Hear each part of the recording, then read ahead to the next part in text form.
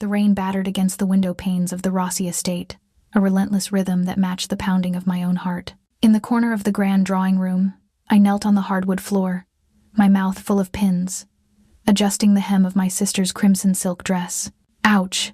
Careful, Elena, Isabella snapped, jerking her leg away. If you prick me, I'll tell Papa. I'm sorry, I murmured, removing the pins from my lips and smoothing the fabric. Hold still, Bella. It's almost done. My sister turned to the gilded mirror, admiring her reflection. She was the diamond of the Rossi family, vibrant, loud, and demanding of attention. I was just the setting, dull, sturdy, and designed to go unnoticed. That was how I survived. In a house ruled by my father's temper and his mounting debts, invisibility was not just a trait, it was a defense mechanism. Is she ready? My father's voice boomed from the doorway. Lorenzo Rossi looked like a man on the edge of a cliff. His face was gray, sweat beading on his forehead despite the chill in the room. He adjusted his tie with trembling hands. Yes, Papa, Isabella said, twirling. Do I look expensive? You look like salvation, he muttered, though his eyes didn't hold warmth, only calculation. Listen to me, both of you. Tonight is not a social call. Cassius Vallerio is not coming here to drink my wine. He is coming to collect. The name sucked the air out of the room. Vallerio, the ghost, the rival Don who controlled the docks, the shipping, and half the city's politicians. Rumor said he hadn't spoken a word in 10 years. Rumor said he didn't have to. His enemies simply disappeared before they could scream. You will be charming, Isabella, my father commanded. You will smile. You will pour his drink. And if he likes you, the debt is forgiven. And Elena? Isabella asked, glancing down at me with a sneer. Elena will serve and stay out of the way, he dismissed, not even looking at me.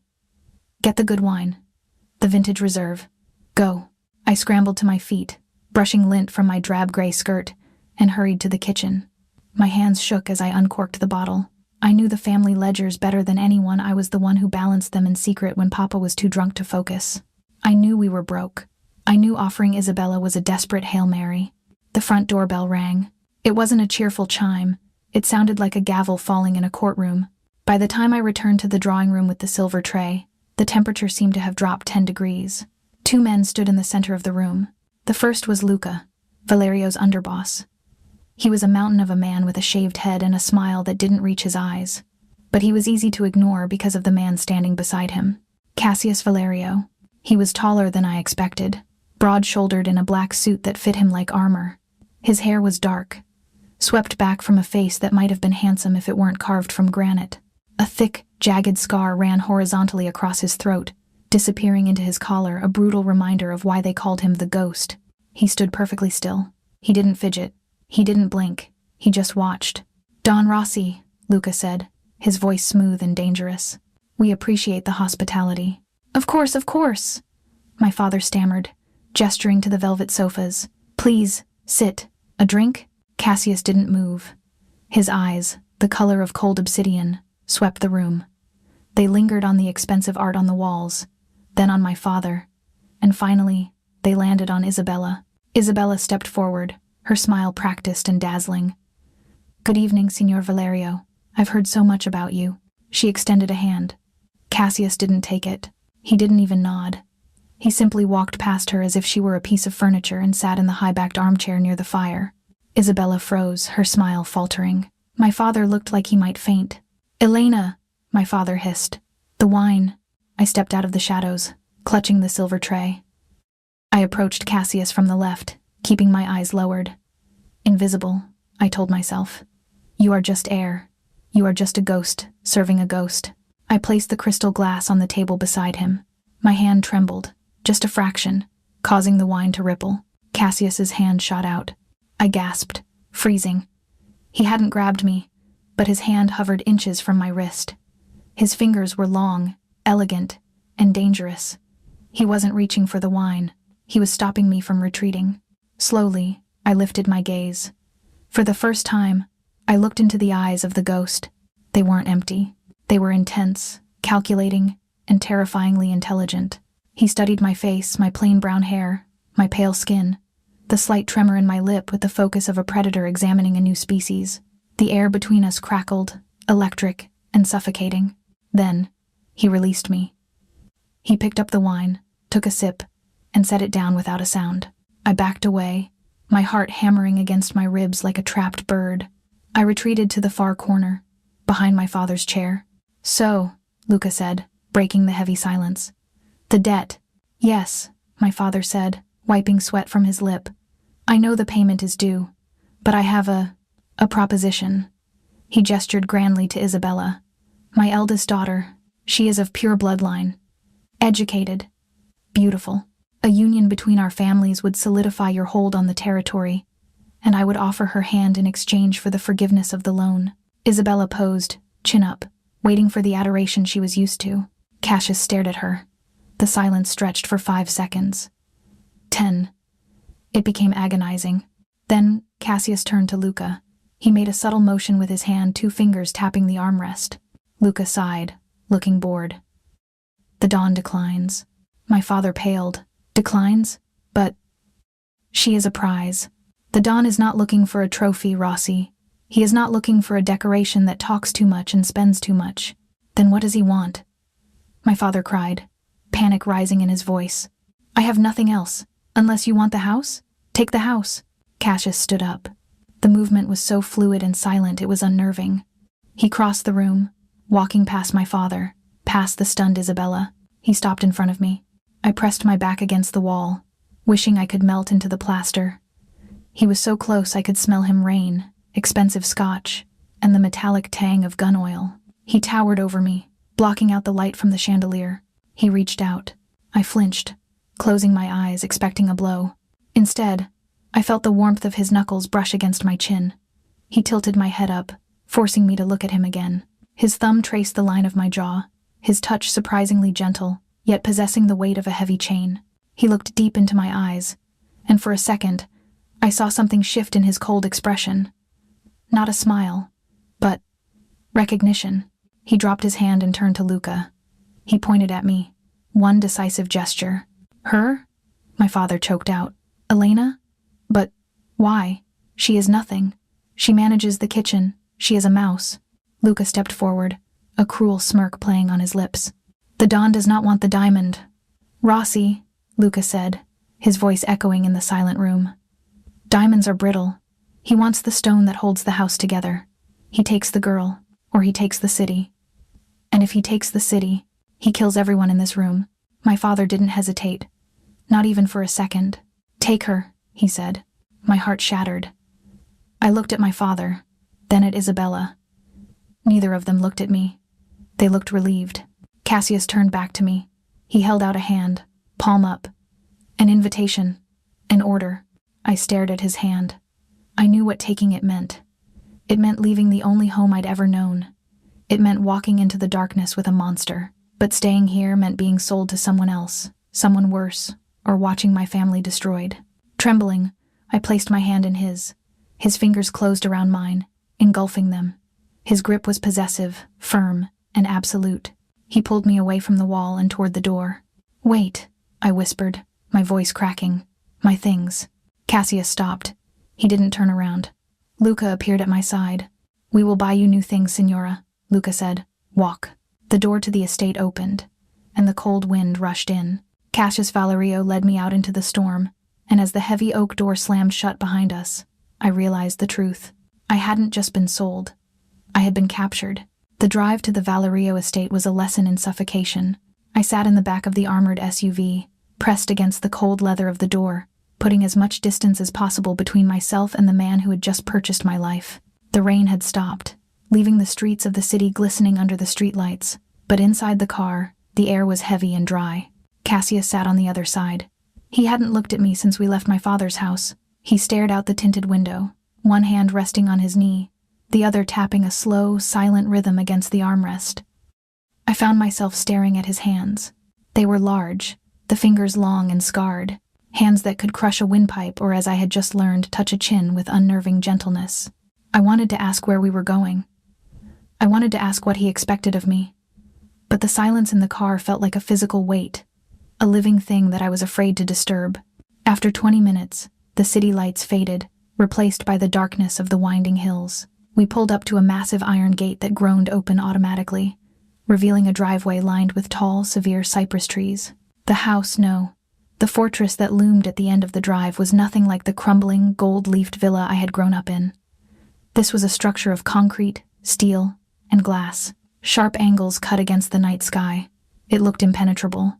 It looked lonely. The car stopped. The driver opened the door, and Cassius stepped out. He didn't wait for me. He walked up the stone steps, his coat billowing slightly in the wind. I scrambled to follow, clutching my elbows against the chill. Inside, the foyer was a cavern of white marble and shadows. It was breathtakingly clean, devoid of the clutter and noise that filled my father's home. There were no shouting guards, no clinking glasses, no televisions blaring, just absolute, ringing silence. A woman was waiting for us.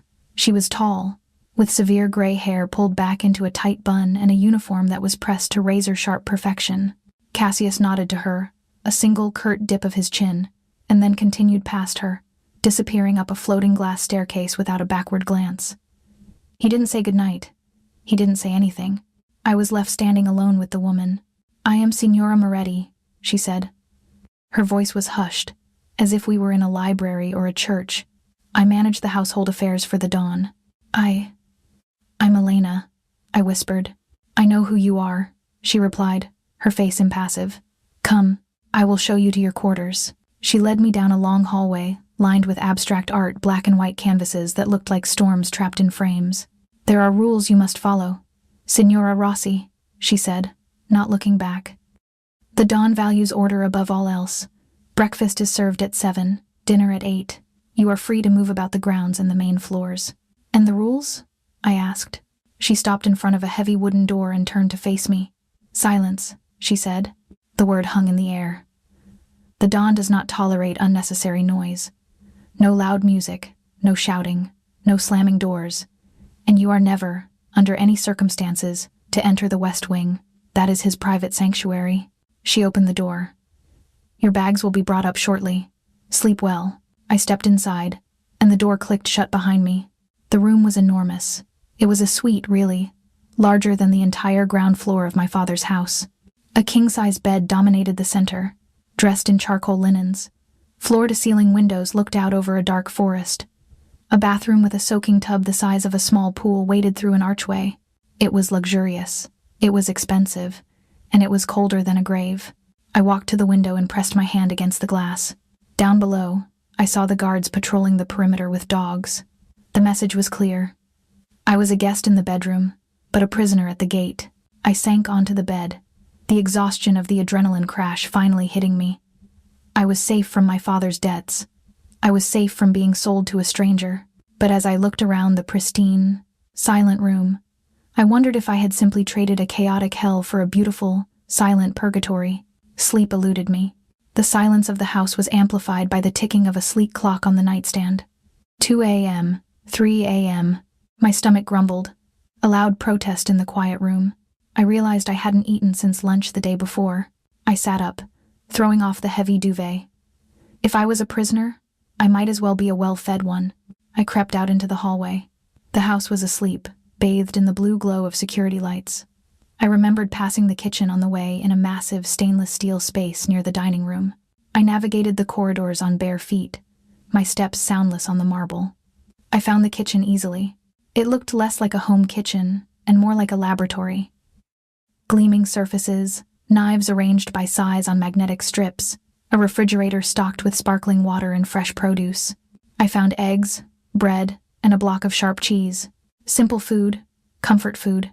I set a pan on the stove, the click of the gas igniter sounding like a gunshot in the quiet. I winced, waiting for guards to burst in. Nothing happened. As the butter melted in the pan, my nerves began to settle. Cooking was the one thing I could control. At home, the kitchen had been my hiding place. When my father screamed or Isabella threw tantrums, I chopped vegetables. Without thinking, I began to hum. It was a habit I'd had since childhood, a nervous tic, a soft, melodic tune, an old Italian lullaby my mother used to sing before she died. I cracked the eggs into the pan, the sizzling sound mixing with my low humming. I swayed slightly, closing my eyes, lost in the rhythm of the melody. For a moment, I wasn't a hostage. I was just Elena. The air in the room changed. It wasn't a sound that alerted me. It was a feeling. the sudden prickle of awareness on the back of my neck, the displacement of air, the scent of rain and sandalwood drowning out the smell of butter. My humming died in my throat. I froze, spatula in hand. Slowly, I turned around. Cassius was leaning against the doorframe, arms crossed over his chest. My heart stopped. He had shed his suit jacket. He wore a white dress shirt, the top buttons undone, the sleeves rolled up to reveal muscular forearms corded with veins. His hair was slightly messy, as if he had run his hands through it in frustration. But it was his face that terrified me. He was staring at me with an intensity that burned. I'm sorry, I stammered, backing up until my hips hit the counter. I didn't mean to wake you. I was hungry. I didn't know. I'll stop. He pushed off the door frame. He didn't look angry. He didn't look sleepy. He looked hungry, but not for food. He took a step toward me, then another. I gripped the counter behind me, my knuckles turning white. He hates noise, Signora Moretti had said. He demands silence, and I had been humming in his kitchen at 3 a.m. Cassius stopped directly in front of me. He was so tall I had to crane my neck to look at him. Up close, the scar on his throat was jagged and silver against his tan skin. It looked painful. It looked like a story of survival. He reached out. I flinched, turning my face away. His hand landed on the counter beside my hip, boxing me in. He didn't touch me. He just leaned down, bringing his face level with mine. He closed his eyes. He inhaled deeply, breathing in the scent of the cooking eggs, the toasted bread, and me. Do you want me to leave? I whispered, my voice trembling. He opened his eyes. They were dark, dilated, swirling with an emotion I couldn't place. He looked at my lips. Then he looked at the pan on the stove behind me. He reached past me, his chest brushing against my shoulder, sending a jolt of heat through my body, and turned off the burner. The silence returned, but it was different now. It wasn't empty. It was heavy, charged with a tension that made my breath hitch. He looked back at me. He raised one hand and tapped his ear. Then he pointed at my mouth. Listen, sing. My eyes widened. You want me to keep humming? He stared at me, his expression unreadable, but he didn't move away. He stayed in my personal space, a wall of heat and power. He waited. My throat was dry, but his gaze was compelling. It wasn't a command from a master to a servant. It was a request from a man who looked like he hadn't heard a gentle sound in a lifetime. Shakily, I started to hum the tune again. Just a few notes. Cassius's shoulders dropped an inch. The tension around his eyes softened. He watched my mouth move, entranced. For a fleeting second, the monster masked by the scar vanished, and I saw a man who was deeply, profoundly lonely.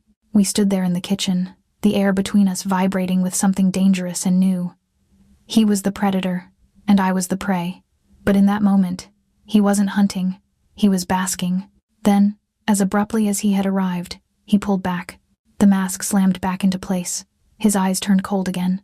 He straightened his spine, buttoned the cuffs of his shirt, and turned on his heel. He walked out of the kitchen without a sound, leaving me alone with the cooling eggs and a heart that was beating so fast I thought it might bruise my ribs. I didn't eat. I couldn't. I cleaned the kitchen mechanically, my mind replaying the way he had looked at me, the way he had leaned in. He hadn't punished me. He had sought me out. I returned to my room, my legs feeling like jelly. I went to the closet to hang up the coat I had worn from my father's house, the only piece of clothing I had been allowed to keep. As I smoothed the gray wool, I felt something crinkle in the lining. I frowned. I hadn't put anything there. I reached into the small tear in the fabric near the hem and pulled out a sleek black burner phone. My stomach dropped. It buzzed in my hand, vibrating against my palm like a warning. A single text message lit up the screen. Sender, unknown. Text, you are inside. Good. He keeps a black ledger in the wall, safe behind the painting in his study. The combination is 4 right, 20 left, 9 right. Get it. You have 3 days, or Marco pays the price. Attached was a photo. My younger brother, Marco, walking to school, taken through the scope of a long-range lens. The phone slipped from my numb fingers and hit the carpet with a dull thud. The warmth of the kitchen, the confusing heat of Cassius's gaze, it all evaporated. The reality of my world came crashing back. I wasn't a guest. I wasn't even just a prisoner. I was a spy, and the man who had just looked at me with such longing in the kitchen. I was going to have to betray him, or my brother would die. 2 days. That was how long I had been walking the razor's edge. The burner phone was hidden beneath my mattress, a ticking time bomb of vibration and threats. Every hour, a new message from my father arrived, detailing exactly what would happen to my brother Marco if I didn't deliver the ledger. Cassius the ghost had been a phantom. I saw him at meals, where he ate in silence, his eyes occasionally flicking to me with that same intense curiosity he'd shown in the kitchen. But he kept his distance. It was Tuesday afternoon when my opportunity came. Signora Moretti mentioned that the Don was inspecting the shipping yards and would be gone for 2 hours. The guards were patrolling the perimeter. The house was empty. I stood at the entrance to the west wing. The heavy mahogany doors looked like the gates to the underworld. "Do not enter," she had said. I pushed the door open. The hallway beyond was darker than the rest of the house, lined with bookshelves that reached the ceiling. The air smelled of old paper, leather, and that distinct mix of rain and sandalwood. I found his office at the end of the hall. It was a massive room dominated by a desk carved from a single slab of black wood. Behind it, a painting of a stormy ocean hung on the wall, the exact location my father said covered the safe. My hands shook as I approached. I felt sick. I wasn't a thief. I wasn't a spy. I was just a sister trying to save her brother. I reached for the painting to swing it aside, but my hand brushed against a leather-bound sketchbook lying open on the desk. I froze. I shouldn't look. I should get the ledger and run. But curiosity was a dangerous drug. I looked down. It wasn't a ledger. It was a drawing. A charcoal sketch, rough but incredibly detailed. It showed a woman standing in a kitchen, her head tilted back, eyes closed, lips parted as if humming. The shading captured the softness of the light, the vulnerability of the moment. It was me. I stared at it, my breath catching. He had drawn me. The man who barely looked at me, who never spoke, had captured the one moment I had felt free. It is rude to touch what is not yours. The sound wasn't a voice. It was the sharp click of a door closing. I spun around. Cassius was standing inside the room, leaning against the closed door. He hadn't gone to the shipping yards, or he had come back early. He pushed off the door. The predator was back. I backed up until my hips hit the desk. I can explain. He didn't blink. He walked toward me, his strides long and eating up the distance between us. He didn't look like the artist who had drawn the sketch. He looked like the Don who buried his enemies in concrete. He stopped inches from me, trapping me against the desk. His hand slammed down on the black wood on either side of my waist, caging me in. He leaned down, his face so close I could feel the heat radiating from his skin. His eyes were furious. "Betrayal," they screamed. He raised a hand. I flinched, turning my face away, waiting for the strike. It never came. Instead, I felt his hand dive into the pocket of my cardigan. He pulled out the burner phone. My blood ran cold. I had been stupid enough to carry it with me. Cassius looked at the phone, then at me. His expression was terrifyingly blank. He tapped the screen, reading the messages. The threats. The photos of Marco. The silence in the room stretched until I thought I would scream. "Please," I whispered, tears pricking my eyes. "They have my brother. My father. He said he would hurt Marco if I didn't steal your ledger. I didn't want to, I swear." Cassius stopped scrolling. He looked at the photo of Marco. Then he looked at the sketch on the desk, the drawing of me. Slowly, the fury in his eyes began to recede, replaced by something colder, sharper. Calculation. He dropped the phone onto the desk. He raised his fist. Crack. With a single, violent blow, he smashed his fist onto the phone, shattering the plastic and glass into 1,000 pieces. I jumped, a gasp tearing from my throat. Cassius brushed the debris off his bruised knuckles. He reached for a pen and the sketchbook. He flipped the page, covering the drawing of me, and wrote 2 sentences in sharp, jagged handwriting. He tore the page out and held it up for me to read. "I am not your jailer. I am your shield." He dropped the paper on the desk. Then, he did something that shocked me more than the violence. He took my hand. He placed it on his chest, right over his heart. It was beating steady and strong, a slow rhythm against my palm. He looked me in the eye and nodded once. "Trust me." The next day, the isolation ended. "Get dressed," Signora Moretti told me at breakfast. "The Don is taking you into the city." I wore the coat I had arrived in, feeling small next to Cassius as we walked through the crowded open-air market in the city center. It was neutral ground, a place of noise and color. Cassius walked close to me, his body a solid wall on my left side. He didn't hold my hand, but he guided me with a light touch on the small of my back. People parted for him like the Red Sea. They knew him. The silence that surrounded him was more powerful than any shout. Men tipped their hats and looked away. Women whispered behind their hands. "Why are we here?" I asked quietly. He didn't answer. He simply steered me toward a flower stall. He pointed to a bouquet of white lilies, my mother's favorite. He paid the vendor without a word and handed them to me. It was a public claim.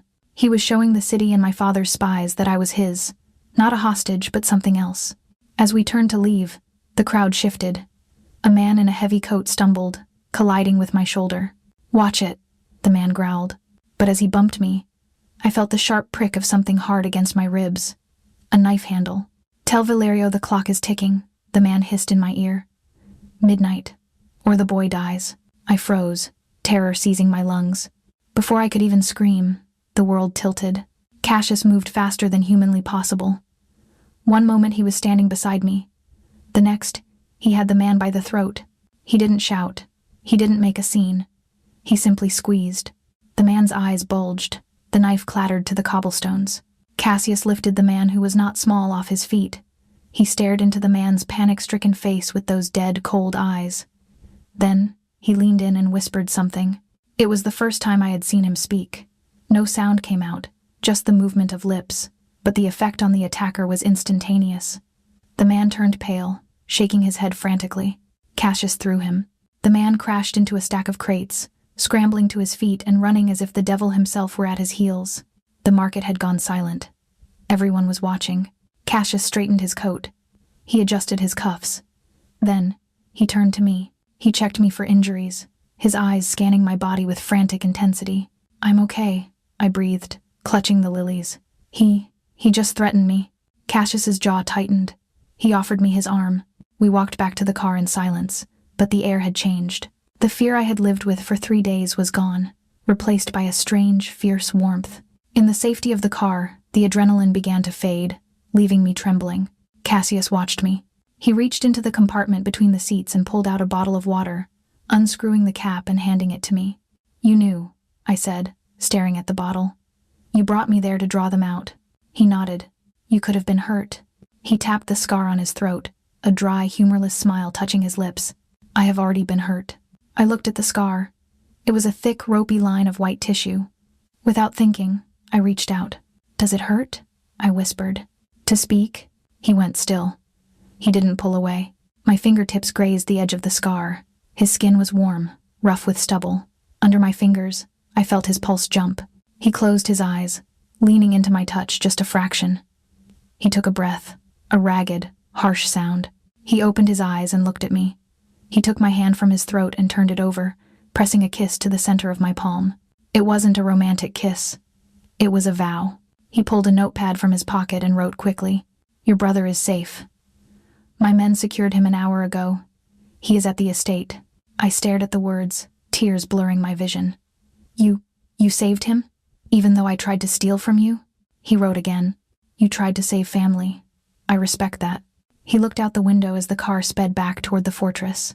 "But now," he wrote, handing me the note with a dark look, "your father knows I have taken his pawns. He will not send threats next time. He will send an army." I looked at the grim set of his jaw. The shift had happened. I was no longer the invisible girl in the corner. I was the reason for the war that was coming, and for the first time in my life, I didn't want to hide.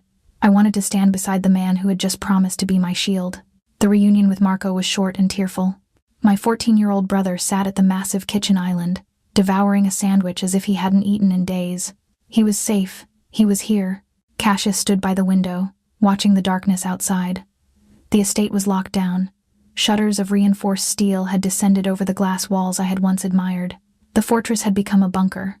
"He's going to come, isn't he?" I asked, walking over to Cassius. Cassius turned. He didn't need to write the answer. The grim set of his jaw said it all. My father wasn't just a desperate gambler anymore. He was a man cornered, and a cornered animal bites. Cassius reached out, his hand cupping the back of my neck. His thumb brushed the pulse point below my ear, grounding me. He pulled out his notepad. "Go to the vault. Take Marco. Do not come out until I open the door." "No," I said, the refusal surprising us both. "I'm not leaving you out here alone." His eyes flashed a warning. He gripped my shoulder tighter, steering me toward the hidden panel in the library wall that led to the panic room. He didn't have time to argue. The first alarm cut through the air, a low, oscillating wail that vibrated in my teeth. Boom. The ground shook. A distant explosion, likely the front gates. Cassius shoved me and Marco into the small, steel-lined room behind the bookcase. It was filled with monitors showing every angle of the estate. He looked at me one last time, his dark eyes conveying a desperate plea. Stay alive. Then he slammed the heavy steel door shut. The lock engaged with a final, sealing thud. Inside the vault, the air was recycled and stale. Marco huddled in the corner, knees pulled to his chest. I stood before the bank of monitors, my hands pressed against the console, watching the nightmare unfold in silence. On screen 1, the driveway was a war zone. Vehicles were burning. Men in dark tactical gear, my father's mercenaries, were swarming the grounds. On screen 4, I saw him. Cassius was moving through the main hallway. He was a blur of lethal efficiency. He moved like smoke, stepping out of shadows to disarm men, using their own momentum against them. He didn't fire a gun. He didn't need to. He was the ghost. He was silent, terrifying, and unstoppable. But there were too many of them. My eyes darted to screen 6, the service entrance near the kitchen. 3 men were cutting through the side door. I recognized the leader immediately. It was the hitman from the market, the one Cassius had humiliated. He had a bandage on his nose and a submachine gun in his hands. They weren't heading for the main hall to fight Cassius. They were heading for the ventilation shafts. I gasped. I remembered the blueprints I had seen on Cassius's desk the day I was caught. The ventilation system pumped halon gas into the server room, but if tampered with, it could flood the main hall with smoke, blinding Cassius. Or worse, they were planting explosives on the structural pillars. They didn't want to kill Cassius. They wanted to bring the house down on top of him. Elena? Marco whispered. What's happening? They're trapping him, I said, my voice rising in panic. He doesn't see them. He's focused on the front. I looked at the door. Locked from the outside. I looked around the room. There had to be a way out. This was a safe room. It had to have an emergency exit in case the main door was blocked by debris. I tore through the supplies in the back. Behind a stack of water crates, I found it. A small circular hatch in the floor. The tunnel. Marco, stay here, I commanded, grabbing a heavy flashlight. Where are you going? To help him. I spun the wheel of the hatch. It groaned, rusted and stiff, but finally popped open. I dropped into the darkness. The tunnel was narrow, smelling of damp earth. I crawled, my knees scraping against the concrete, guided only by my memory of the blueprints. Left at the junction. Up the ladder. It came out behind a tapestry in the hallway adjacent to the kitchen. I pushed the grate open and scrambled out, coughing as dust filled my lungs. The house was chaos. The sound of gunfire echoed from the foyer, deafeningly loud compared to the silence on the monitors. I ran toward the kitchen. The hitman and his 2 goons were there, kneeling by the main support pillar. They were setting a timer on a block of C4. Hey! I screamed. It was a stupid plan. I didn't have a weapon. I didn't have a strategy. I just needed to stop them. The 3 men spun around. The hitman's eyes widened. The girl, he grinned, raising his gun. Bonus. He didn't shoot immediately. He wanted to savor it. That was his mistake. From the shadows of the hallway behind me, a figure emerged. Cassius. He must have heard my scream. He was bleeding from a cut on his forehead, his suit jacket gone, his white shirt stained and torn. But when he saw the gun pointed at me, he didn't look human anymore. He didn't use stealth. He launched himself across the room. He tackled the hitman, slamming him into the granite island. The gun went skittering across the floor. The other 2 men scrambled for their weapons, but Cassius was a whirlwind of rage. He took them down with brutal, efficient strikes, but the hitman wasn't unconscious. As Cassius turned to the second man, the hitman reached into his boot. He pulled out a backup pistol. He aimed it at Cassius's exposed back. Cassius! I shrieked. I did the only thing I could. I threw myself forward, shoving Cassius aside. Bang! The sound was deafening.